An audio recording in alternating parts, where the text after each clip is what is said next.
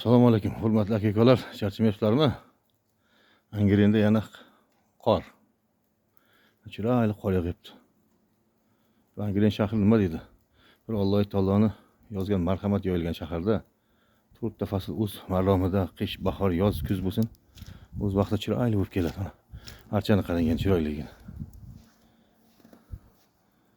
Qishda ziynati buni burkab turibdi. Mana gullar.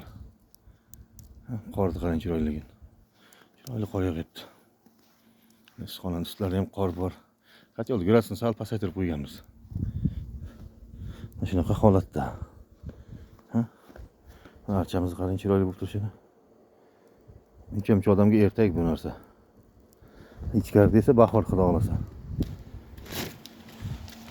Issiqxonamizda holat. Barglarni sal siyraklashtirdim bugun, kecha bugun.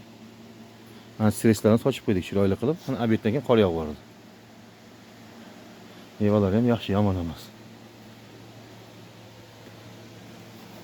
Hosili kechirib ter berib yuborilgan hosilini. Mana bu ham yashil kunqul mevalar ko'rasiz hozir. Hosil terildi.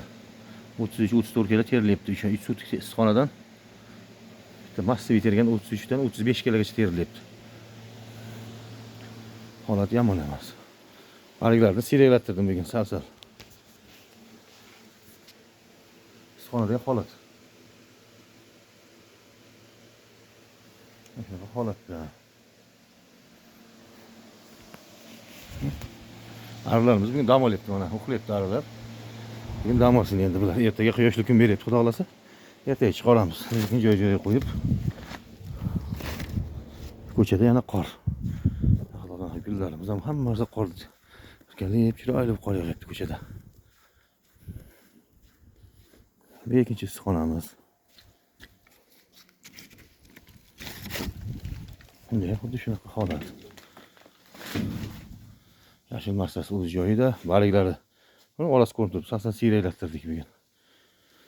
Bugun 2 kun yaxshilab siyraklatib, antistresslar sochilib, ularga ham xuddi mevalar mana shunaqa holatda.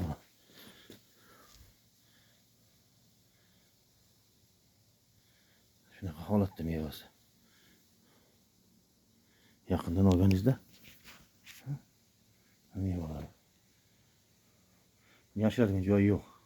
Hammasi boricha. Shunaqa holatda ketadi mevalar. Tepadan bular ham tushib kelyapti o'zi. Yashil masasi shunaqa, gullashi.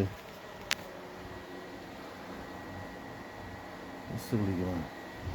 Rayatlar ishlab turibdi. Shunaqa holatda. Yashil masasi o'zgacha turibdi. Hech anaqa joyiga yo'q. Charchamanglar aka-ukalar, charchamanglar. Har bir dehqonni qilayotgan ishlarga Alloh taoloning o'zi baraka bersin, rivojini bersin. Shunaqa noz-ne'matlar yetishtirishda siz biz dehqonlar charchamaylik, a? Charchamanglar.